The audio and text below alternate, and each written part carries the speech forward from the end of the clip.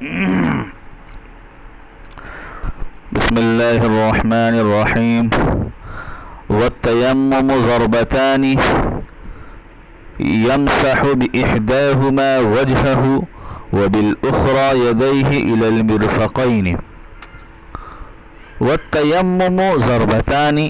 اور تیمم کی دو ضربیں ہیں، یمسح بإحداہما وجہہ، ایک ضرب سے اپنے چہرے کا مسح کرے، وبالأخرى یدیہ الی المرفقین،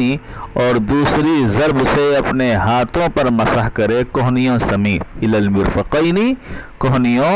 سمیت۔ فرماتے ہیں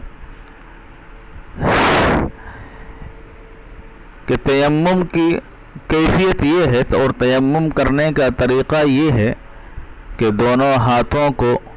پاک زمین پر مارے،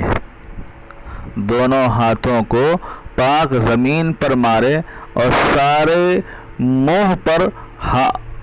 منہ پر اس کو مل لے۔ اس کے بعد پھر دوسری مرتبہ زمین پر اپنے دونوں ہاتھوں کو مارے اور دونوں ہاتھوں کو کوہنیوں سمیت ملے، اور اس بات کا خاص خیال رہے کہ ناخن برابر بھی کوئی جگہ باقی نہ رہے۔ اگر ناخن برابر بھی کوئی جگہ چھوٹ جائے گی تو تیمم نہیں ہوگا۔ انگلیوں میں بھی اچھی طرح سے خلال کرے، اور اگر مثال کے طور پر عورت تیمم کر رہی ہے تو عورت چونکہ چوڑی اور کنگن وغیرہ کا استعمال کرتی ہے تو اپنے چوڑی اور کنگروں وغیرہ کے درمیان بھی اچھے طریقے سے مل لے، اچھی طریقے سے مسح کرے۔ تو یہ ہے تیمم کرنے کا طریقہ۔ فرماتے ہیں والتیمم ضربتان، اور تیمم کی دو ضربیں ہیں، یمسح بإحداہما وجہہ، ان میں سے ایک ضرب کے ذریعے اپنے چہرے پر مسح کرے اور دوسری ضرب کے ذریعے اپنے ہاتھوں پر مسح کرے کوہنیوں سمیت۔ والتیمم فی الجنابۃ والحدث سواء، اور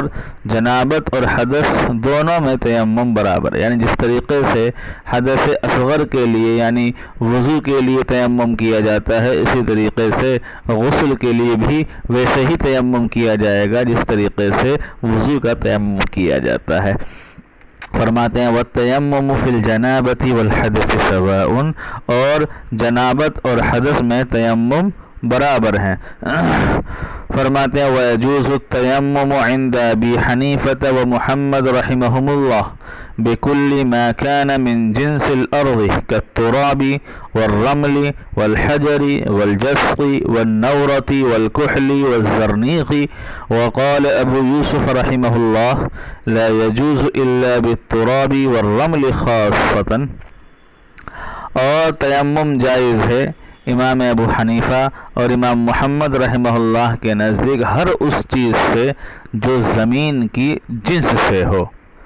اور تیمم جائز ہے حضرت امام ابو حنیفہ اور امام محمد رحمہ اللہ یعنی طرفین رحمہ اللہ کے نزدیک ہر اس چیز سے جو زمین کی جنس سے ہو، کالتراب والرمل، جیسا کہ مٹی، ریت، اور تراب کے معنی آتے ہیں مٹی کے اور رمل کے معنی آتے ہیں ریت کے، جیسے کہ مٹی، ریت، والحجری، اور پتھر، والجصی، اور گچ، والنورتی، اور چونا، والجصی اور گچ، والنورتی اور چونا، والکحلی اور سرما، والزرنیخی اور ہڑتال۔ وقال ابو یوسف رحمہ اللہ لا يجوز الا بالتراب والرمل خاصۃ، امام ابو یوسف رحمہ اللہ فرماتے ہیں کہ صرف مٹی اور ریت کے ذریعے سے تیمم کرنا جائز ہے۔ تو تیمم کن کن چیزوں سے کرنا جائز ہے اور کن کن چیزوں سے کرنا جائز نہیں، اس سلسلے میں بیان فرماتے ہیں کہ حضرت امام ابو حنیفہ اور حضرت امام محمد رحمہ اللہ کے نزدیک ہر وہ چیز جو زمین کی جنس سے ہے اس سے تیمم کرنا جائز ہے۔ اس کی مثال پیش کی ہے مصنف نے، جیسے کہ تراب ہے یعنی مٹی ہے، ریت ہے، اسی طریقے سے پتھر وغیرہ، یہ تمام ایسی چیزیں ہیں جو زمین کی جنس سے ہیں، ان تمام چیزوں سے تیمم کرنا جائز ہے۔ جبکہ حضرت امام ابو یوسف رحمہ اللہ کی رائے اس مسئلے میں یہ ہے کہ صرف مٹی اور ریت کے ذریعے سے تیمم کرنا جائز ہے اور کسی چیز کے ذریعے سے تیمم کرنا جائز نہیں ہے۔ اسی کو فرماتے ہیں وَيَجُوزُ التَّيَمُّمُ عِنْدَ أَبِي حَنِيفَةَ وَمُحَمَّدْ رحمہ اللہ بِكُلِّ مَا كَانَ مِنْ جِنْسِ الْأَرْضِ، تیمم جائز ہے امام ابو حنیفہ اور امام محمد رحمہ اللہ کے نزدیک ہر اس چیز سے جو زمین کی جنس سے ہو، جیسے کہ مٹی، ریت، پتھر، گچ، چونا، سرما اور ہڑتال۔ امام ابو یوسف رحمہ اللہ فرماتے ہیں کہ صرف مٹی اور ریت کے ذریعے سے جائز ہے۔ والنیت فرض فی التیمم ومستحبۃ فی الوضوء، اور نیت کرنا فرض ہے تیمم میں اور مستحب ہے وضو میں، یعنی تیمم کے لیے نیت کرنا ضروری ہے، بغیر نیت کے تیمم جائز نہیں ہوگا، جبکہ وضو کے لیے نیت کرنا ضروری نہیں ہے، وضو کے لیے نیت کرنا مستحب ہے، یہ زیادہ سے زیادہ سنت ہے، لیکن تیمم کے اندر نیت کرنا ضروری ہے، کیونکہ تیمم کے خود لغوی معنی آتے ہیں قصد کرنے کے اور ارادہ کرنے کے، اور شریعت میں لغوی معنی کا لحاظ کیا جاتا ہے، اس لیے لغوی معنی کا لحاظ کرتے ہوئے تیمم کے اندر نیت کرنا ضروری ہے۔